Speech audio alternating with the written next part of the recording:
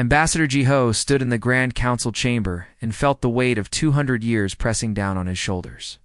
The chamber was massive, built to hold representatives from 300 alien species. Crystal spires rose toward a domed ceiling that showed the stars beyond. Light filtered through in colors humans had no names for. He had given the same speech 5 times before. Each time the answer was the same.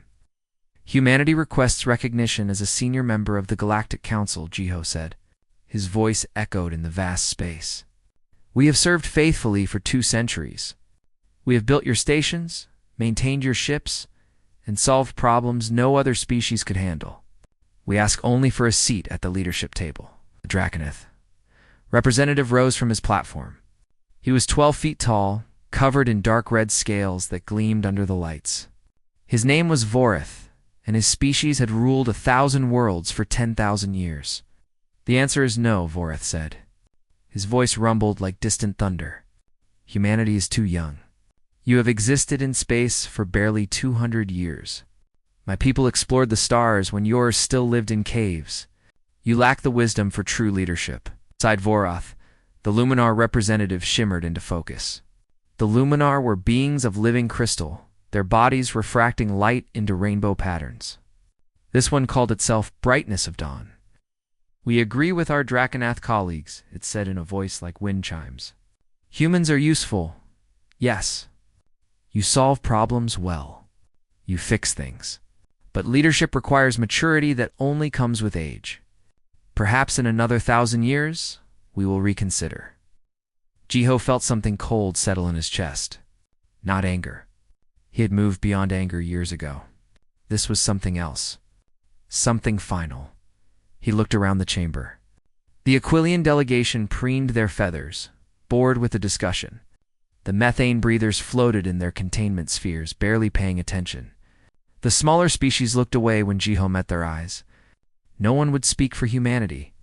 No one ever did, I see, Jiho said quietly. Thank you for your consideration. He turned to leave. As he walked toward the exit, he heard a strange sound. The environmental controls were making a grinding noise. The temperature in the chamber had dropped 2 degrees. No one else seemed to notice. Jiho noticed. He had been noticing things for 20 years, back in the human quarter of Nexus Prime Station. Jiho called an emergency meeting. The quantum link connected him to Earth in real time. Technology humans had developed and the Council now depended on for all their communications. Premier Hannah appeared on the screen. She was a small woman with gray hair and sharp eyes that missed nothing. They said no again, Jiho told her. It was not a question. Yes, he confirmed. The Draconeth and Luminar vetoed us. The others stayed silent. Hannah was quiet for a moment. Then she asked the question Jiho had been expecting. What percentage of Council operations do humans run? Jiho pulled up the data he had been compiling for years. 87% of all communications networks. 90% of interspecies dispute mediation. 75% of advanced medical services. 68% of antimatter reactor maintenance. 40% of food production across Council worlds. The numbers go on. And if we stopped, everything would collapse within a week. Hannah leaned back in her chair. Call the vote, she said. It's time we stopped begging for respect we've already earned. The vote took 6 hours. Every nation on Earth participated. Every human colony in Council space sent their decision. When the count finished, the result was unanimous. Humanity would leave the Galactic Council. Jiho sent the message immediately. Not to the Council leadership. Not to the Draconeth or Luminar. He sent it directly to every human working in Council space. Engineers on power stations, doctors in alien hospitals, teachers in integration schools, pilots flying Council ships, technicians maintaining the 1,000 systems that kept galactic civilization running. The message was simple. Come home. Within minutes, responses flooded back. Relief, anger at the years of disrespect. Questions about logistics. But underneath it all, agreement. They were tired too. Tired of being called useful, but never equal. Tired of solving impossible problems and receiving only dismissal in return. Engineer Suji was one of the first to respond. She managed the central infrastructure hub that controlled power distribution for 50 major stations. "I'm downloading all my documentation now," she messaged. "They'll need it eventually. Let's see if they can figure out the encryption." Captain Minho commanded the human transport fleet. "I can have everyone out in 48 hours, he reported. "Every human in Council space can be on a ship heading home in 2 days." Jiho approved the timeline. 48 hours. 2 days to undo 2 centuries of service. He walked to the window of his quarters and looked out at Nexus Prime. The station was beautiful. A monument to alien engineering prowess. Towers of metal and crystal reached toward the void. Ships came and went in carefully controlled patterns. Millions of beings from hundreds of species lived and worked here. They had no idea their world was about to end. Down in the engineering sections, the first humans were already packing their tools. On medical stations, human doctors were writing final patient notes. In the communication centers, human technicians were logging out of systems they had designed and built. In the schools, human teachers were saying goodbye to alien students who had no idea why their favorite instructors looked so sad. No one made a fuss. No one announced they were leaving. Humans simply started walking away from their posts. Quietly. Professionally. Without explanation. By the time the council leadership realized what was happening, 12 hours had already passed. 12 hours of humans disappearing from their positions across 10,000 stations and 1,000,000 ships. Vorath himself came to Jiho's quarters, his massive form barely fitting through the doorway. "What is the meaning of this?" he demanded. "Human workers are abandoning their posts. This is unacceptable." Jiho looked up at the Draconith warrior. For the first time in 20 years, he smiled. "We're going home," he said simply. "You told us we were too young for leadership. You were right. We should go back to our own space and grow up a bit more. Perhaps in another 1,000 years, we'll be ready." Orth's eyes narrowed. "You cannot simply leave. You have contracts, obligations. Our contracts specify service to the Council. We are no longer part of the Council. We resigned the moment you denied our petition." Jiho gestured to the window. "Besides, you don't need us. You're the elder races, the mature ones. Surely you can handle your own systems." The Draconith stared at him, and for the first time, Jiho saw something he had never seen before in those reptilian eyes. Fear. "When will you return?" Vorath asked, his voice quieter now. "We won't," Jiho said. "Goodbye, Vorath. Good luck." 24 hours later, Jiho boarded the last human transport leaving Nexus Prime. As his ship pulled away from the station, he watched the lights flicker. Just once. Just enough to notice. The collapse had already begun. The exodus happened in waves, like a tide pulling back from the shore. In the first 12 hours, most aliens barely noticed. A human technician here, a human doctor there, packing up and leaving. They assumed it was shift changes or vacation time. The Council employed millions of humans across their territory.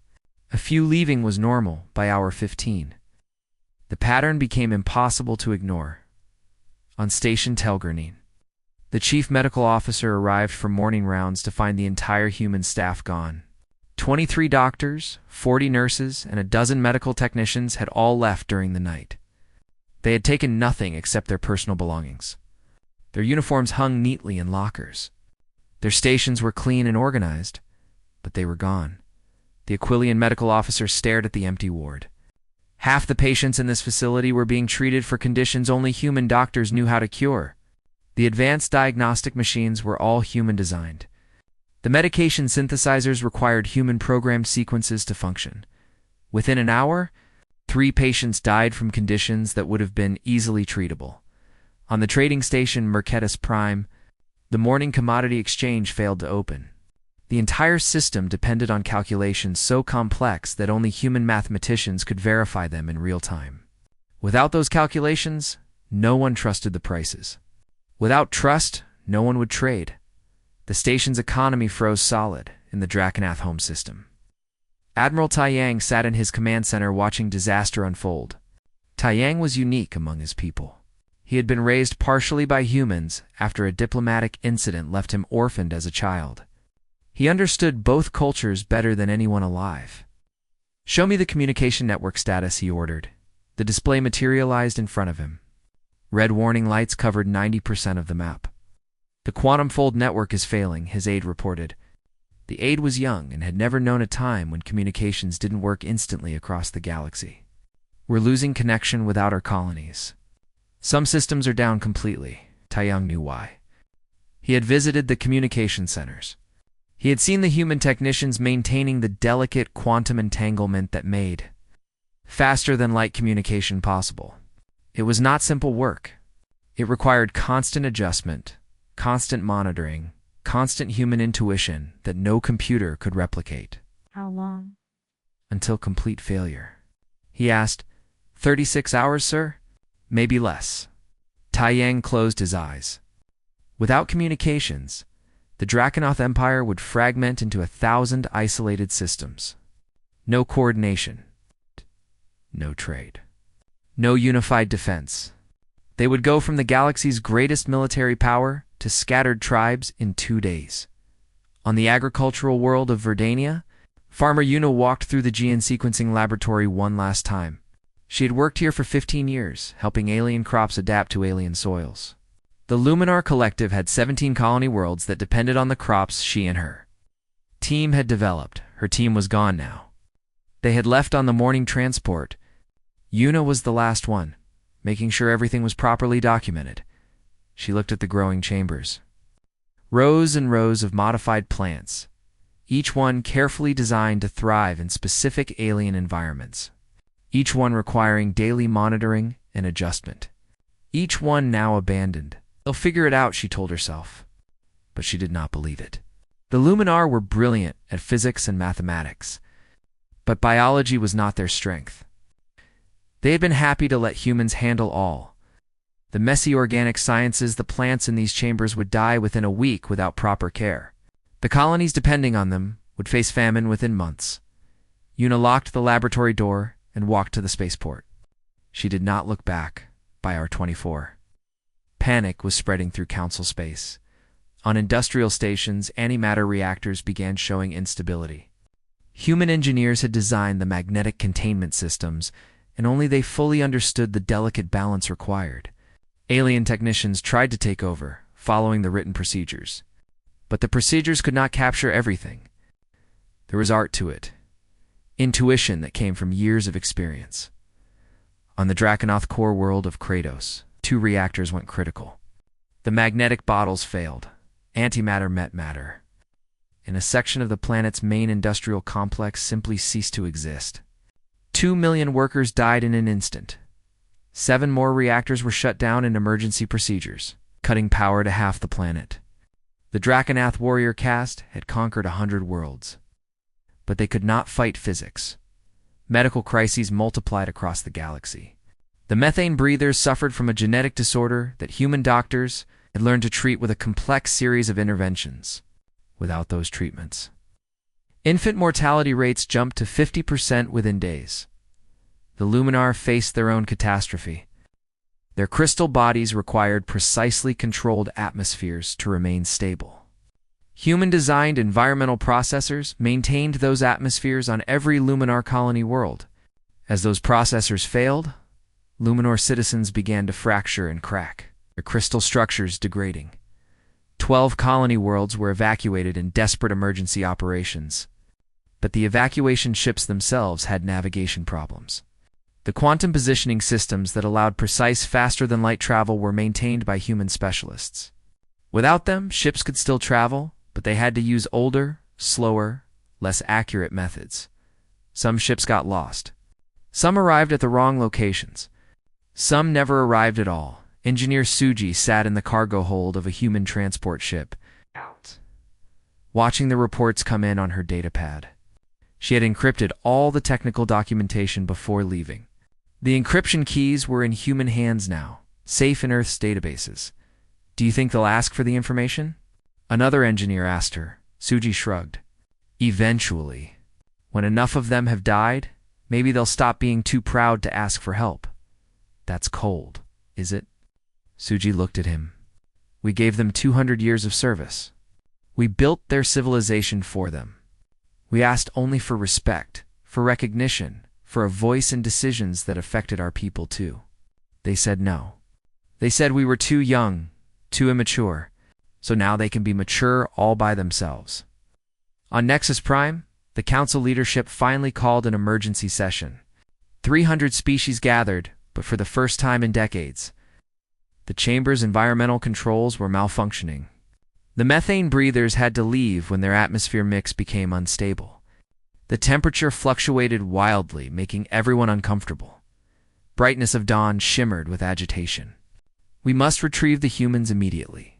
Send ships to intercept their transports. Force them to return. Vorath nodded. Agreed. They have abandoned their posts during a crisis. This is treason. A new voice spoke up. It belonged to Counselor Siwu, a member of a smaller species that had always remained neutral in council politics. With respect, colleagues, the humans resigned. They violated no laws. And I would remind you that human space is now completely shielded. Their defense grid is active. Any attempt to force entry would be considered an act of war. You suggest we negotiate? Vorath asked with contempt. Suggest we recognize reality, Siwu replied calmly.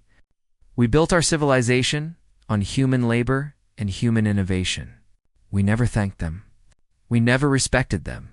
Now they are gone, and we are discovering just how much we depended on them. Lies.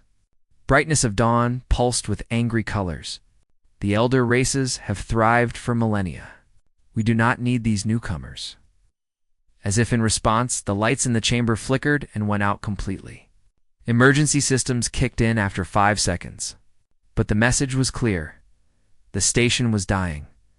Captain Minho stood on the bridge of his ship, watching the last human transports cross the border into Terran space. Behind them, Council space was a mess of failed systems and desperate communications. Ahead, Earth orbit gleamed with the lights of home. All vessels accounted for, his navigator reported. Every human is out, Good Minho said. Activate the barrier. The defense grid came online. A network of satellites, stations, and automated weapons platforms that humanity had been building in secret for 50 years. It surrounded all of human space in an impenetrable shell. Nothing would get in without permission. Nothing would get out without permission. Humanity had gone home, and they had locked the door behind them in council space. The collapse continued. Trade stopped. Communications failed. Medical systems broke down. Colonies were abandoned. Ancient empires discovered that all their power and pride meant nothing. When the lights went out, and the food ran out, and the air processors stopped working, the elder races were learning a hard lesson. Civilization is not built on age or strength or pride. It is built on the people who keep the lights on. The first week after the human exodus was chaos. On Earth, scientist Nari watched the alien news feeds with growing horror. She had worked in council space for 10 years before returning home 2 years ago. She still had friends among the alien species. Good people who had never treated humans badly. Now she was watching them suffer. The Draconeth Empire was in free fall. 7 of their core worlds had lost power when the antimatter reactors failed. Industrial output had dropped by 78%. Their vast military machine was grinding to a halt because the ships could not navigate properly without human-maintained quantum positioning. But the military problems were nothing compared to the civilian catastrophe on the Draconath colony world of Tarkoth. 3 billion citizens depended on atmospheric processors to make the air breathable. Those processors were human-designed and human-maintained. When they failed, Coneth engineers tried to repair them using the documentation. They failed. The air quality dropped steadily. People began choking. The government ordered evacuation, but the transport ships were overwhelmed. 2 billion people needed to leave. There were ships for maybe 500 million. The rest would suffocate slowly. Nari turned off the feed. She could not watch anymore. Feel guilty, her colleague Doyon said. He was a military strategist, helping Earth prepare defenses in case the aliens tried to attack. Don't. We didn't cause this. We just stopped fixing their problems for them. People are dying, Nari said quietly. People were always dying, Doyen replied. You remember the methane breather plague 6 years ago? The one that killed 8 million of them because they refused to fund proper research? We begged the council for resources. They said it was not a priority. Human doctors solved it anyway, using our own money and time. Did the council thank us? Did they even acknowledge us? No. They took credit for the cure and never mentioned who actually developed it. Nari knew he was right, but it did not make the guilt go away. The Luminar Collective was facing its own disaster. 12 of their 17 colony worlds had been evacuated, but the evacuation had been chaotic. Ships arriving at the wrong destinations, families separated, supplies lost in transit. The remaining 5 colonies were dying slowly.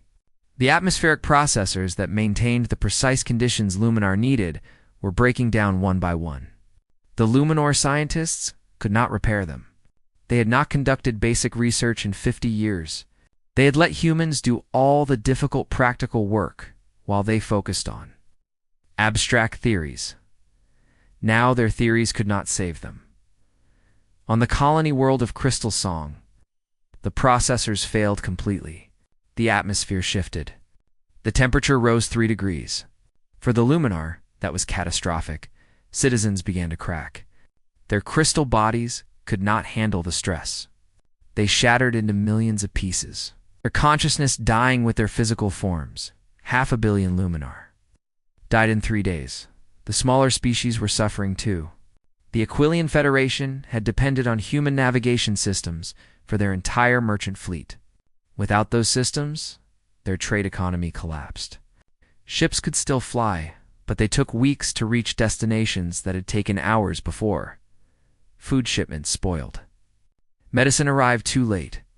Industrial components came in the wrong order. Grinding production to a halt, the Aquilian government tried to maintain order, but hunger changes everything. Within a week, riots broke out on a dozen worlds. Within 2 weeks, 3 colony governments fell to revolutionary movements. The Federation was fragmenting. On Earth, former Council Liaison Yuna received thousands of messages every day from aliens she had worked with. They all said the same thing. Please come back. We need you. We are dying. She read every message. She cried over some of them, but she did not respond. Premier Hannah had been clear. No individual human would break ranks. They would stand together or not at all. 200 years of being treated as servants was enough. The Council. Leadership met in emergency session for the 15th day in a row. The Grand Chamber was barely functional now. The environmental controls worked intermittently. The holographic displays flickered. The translation matrices that allowed 300 species to understand each other were failing. Species that had cooperated for thousands of years could no longer communicate clearly. Arguments broke out. Old grudges resurfaced. Without human mediators to calm tensions, conflicts escalated quickly. We must send a military force to Earth, Voroth insisted. His scales were dull now. The industrial collapse had affected even the Draconeth elite. Luxury goods were no longer being produced. Basic services were failing. With what ships? Counselor Siwu asked. Half our fleet cannot navigate properly.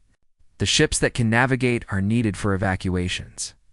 And even if we could send a fleet, the human defense grid would destroy it. Our wargame simulations show a 97% casualty rate for any assault on human space. Then what do you suggest? Brightness of dawn pulsed with desperate colors. The Luminar leader had lost 2 of its colony worlds already. Billions of its people were dead.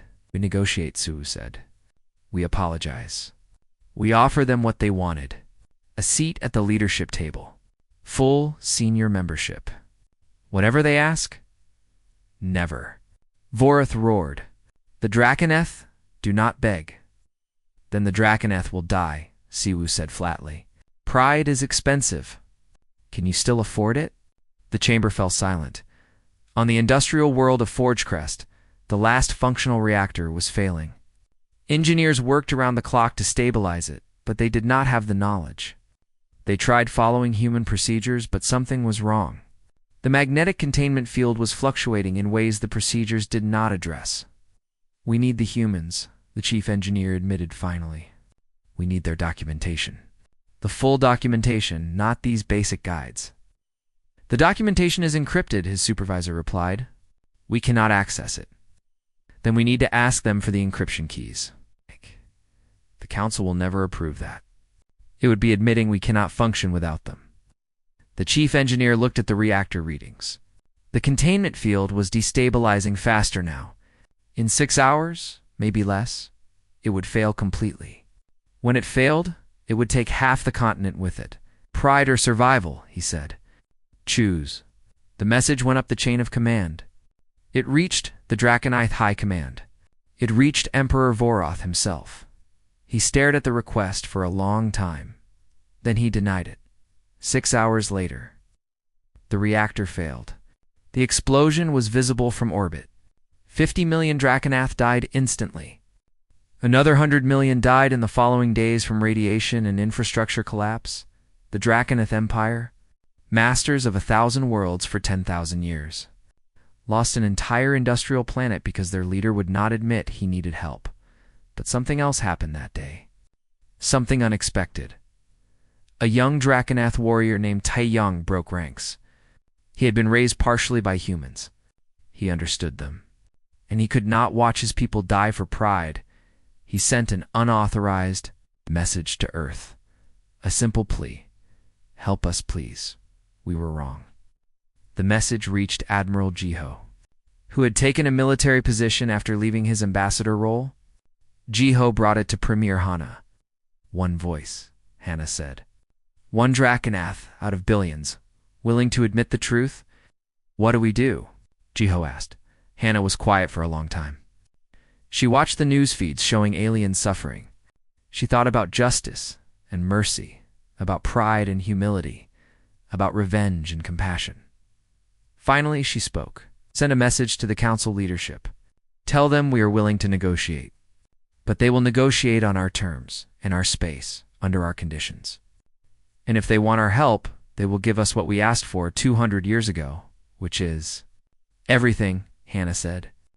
"Equality, respect, partnership, a complete restructuring of galactic civilization, nothing less."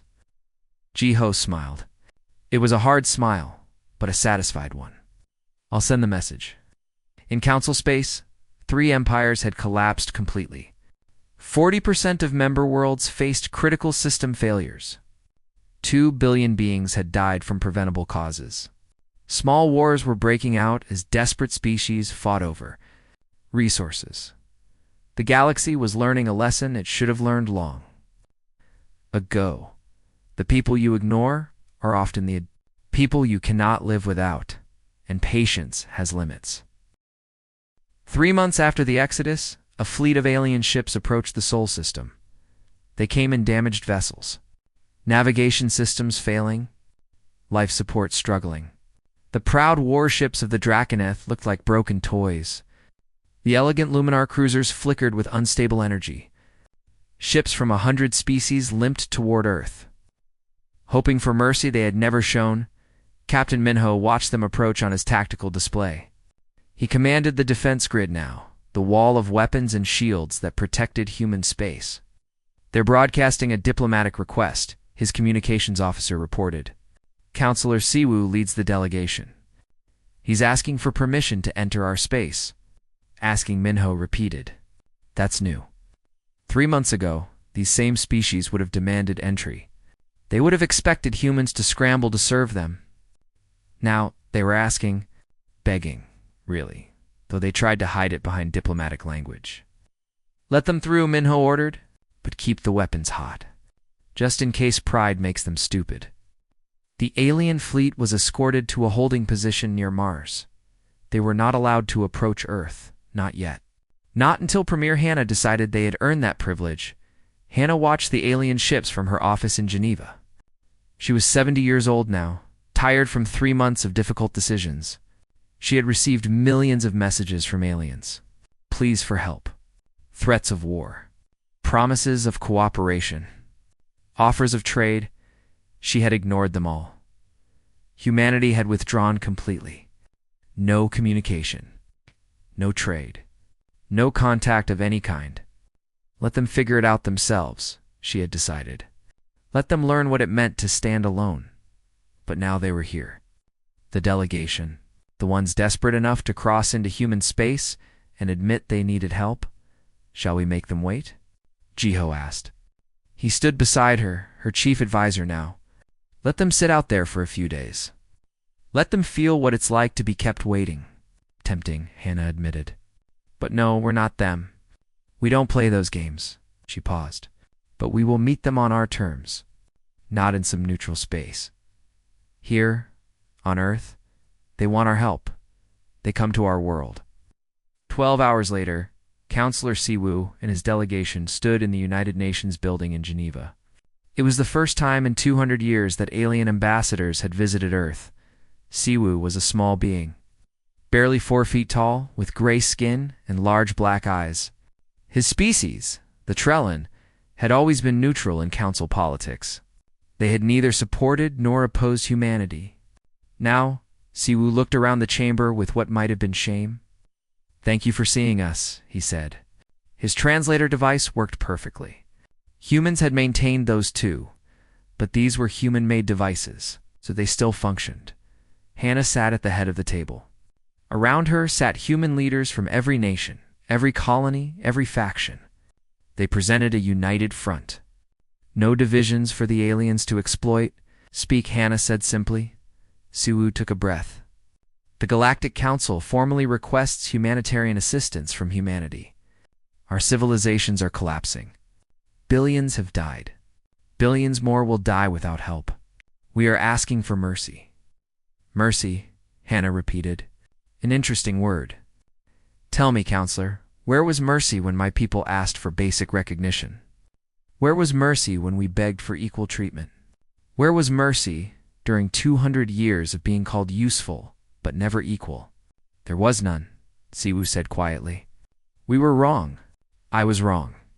I sat in the council chambers and said nothing while the elder races dismissed your people. I watched them use you, exploit you, deny you the respect you deserved. I said nothing because it was easier to stay silent. He looked directly at Hannah. I offer no excuses, only truth. We built our civilization on your labor and called it our achievement. We solved our problems with your innovations and took the credit. We lived in comfort because you maintained the systems we could not be bothered to understand. And when you asked for recognition, we said you were too young, too immature, too inferior. We were not inferior, Hannah said coldly. We were holding everything together while you pretended to be superior, Siwoo agreed.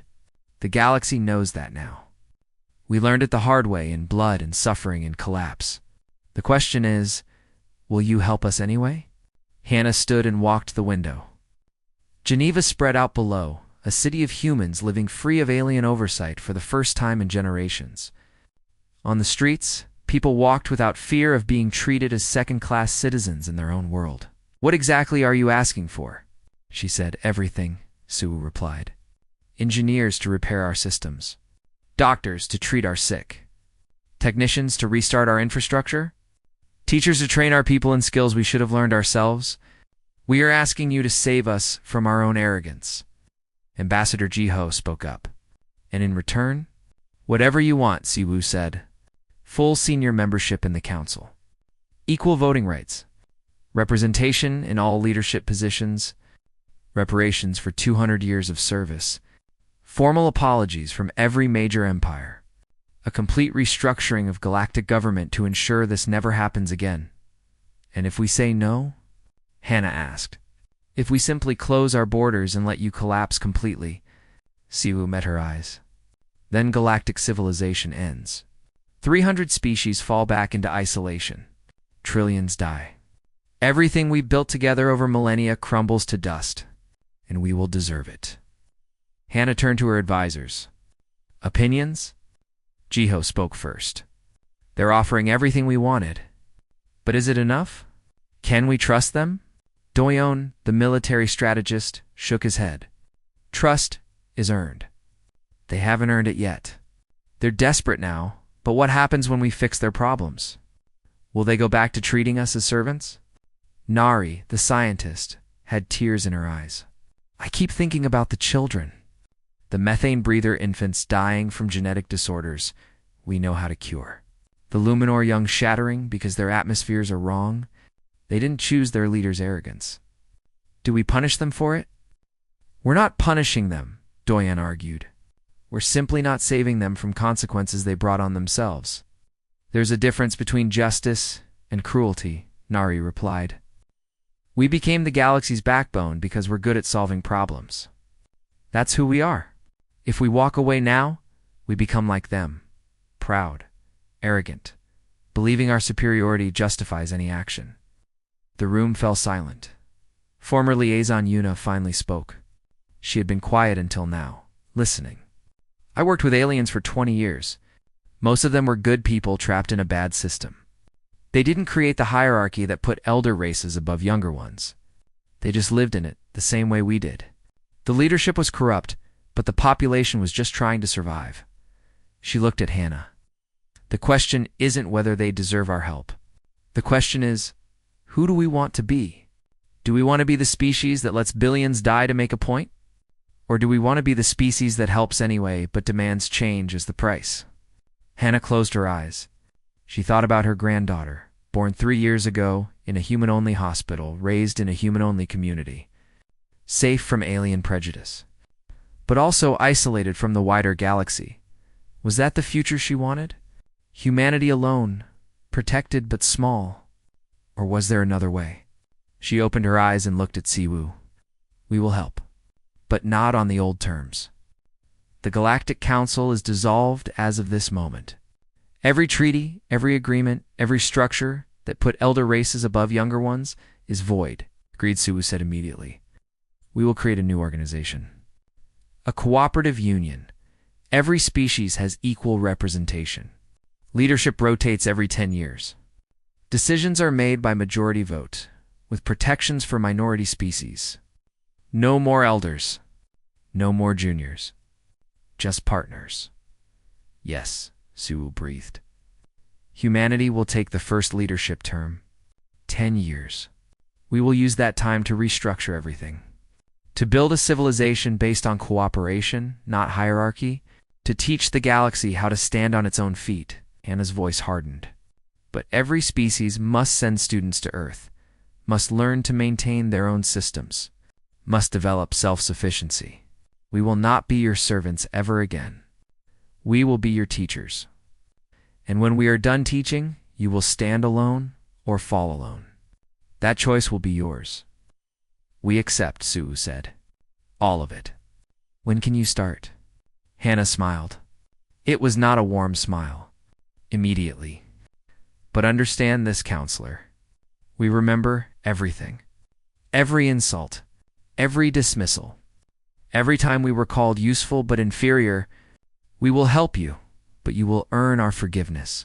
That will take longer than fixing your reactors. Siwu bowed his head. We will do whatever it takes. Good, Hannah said. Now get back to your ships. Tell your people help is coming. But tell them also that everything has changed. The galaxy they knew is gone. In its place, we will build something better. As the alien delegation left, Jiho came to stand beside Hannah. Do you think they'll keep their word? He asked. They will, Hannah said, because they have no choice. And because some of them, like Siwu, genuinely want to do better. And if they betray us again? Hannah looked out at Earth, at the defense grid protecting it, at the human ships standing ready. Then we'll teach them the lesson again, she said, as many times as it takes.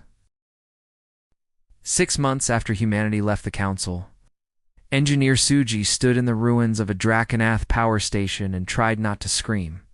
You did what? She asked again, hoping she had misunderstood. The Dracanath engineer looked ashamed, which was unusual for his species. We tried to bypass the safety protocols. The procedures were too slow and people were dying. We thought we could do it faster. Suji looked at the melted slag that had been a critical component of the antimatter reactor. This is why you follow the procedures. They're slow because they're safe. Fast and dead is not better than slow and alive. She turned to her team of human engineers. They had been working 18-hour days for 2 months, traveling from station to station, world to world, fixing the catastrophic damage the collapse had caused. "Can we repair this?" she asked.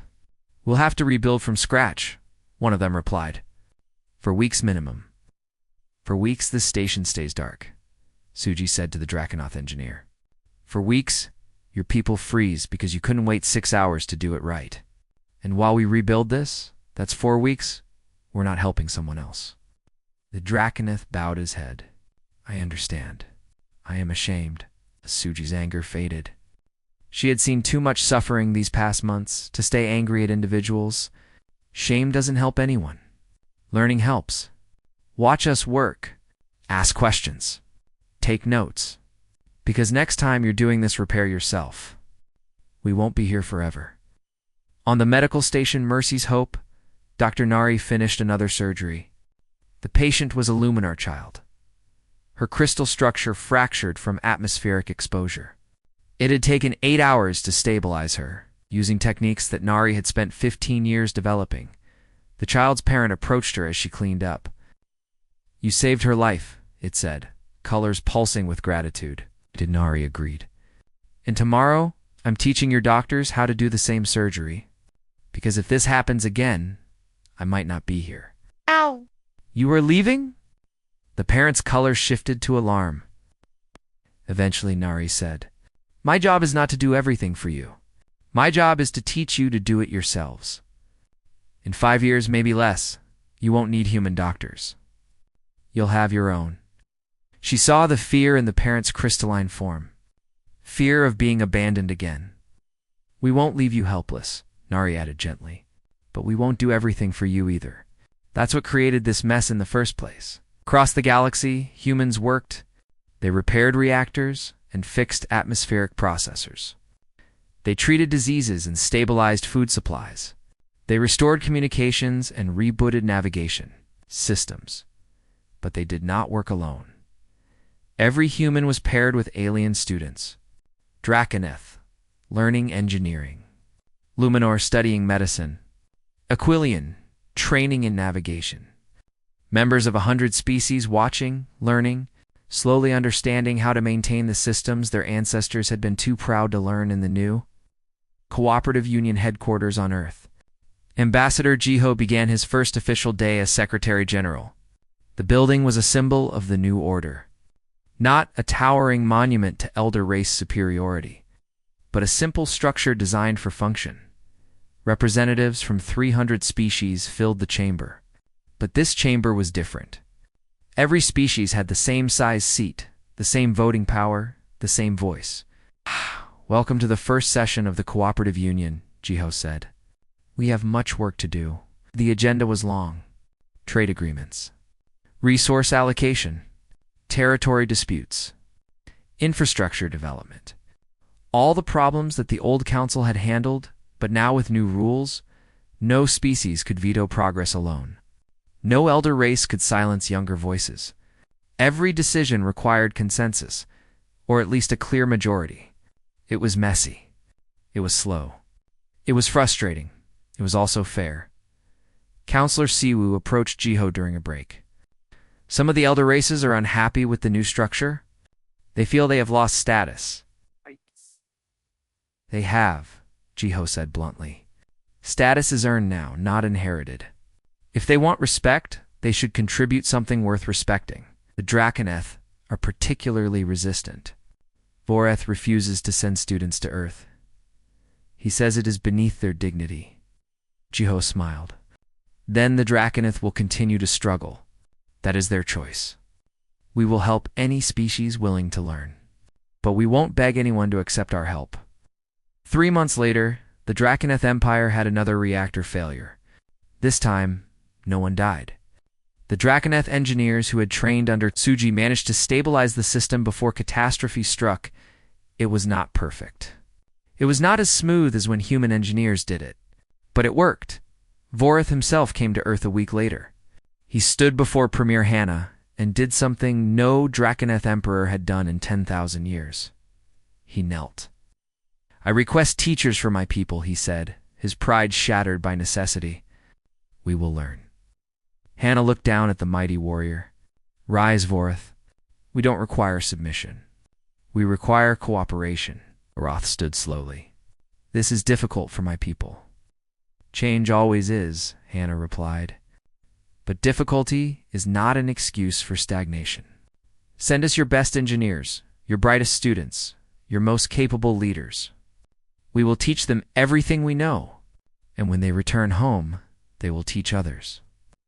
On the agricultural world Verdania, farmer Yuna watched Luminar students carefully pollinating modified crops.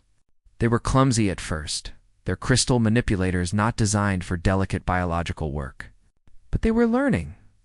"Why did you not teach us this before?" one student asked. "We have had these colonies for 300 years.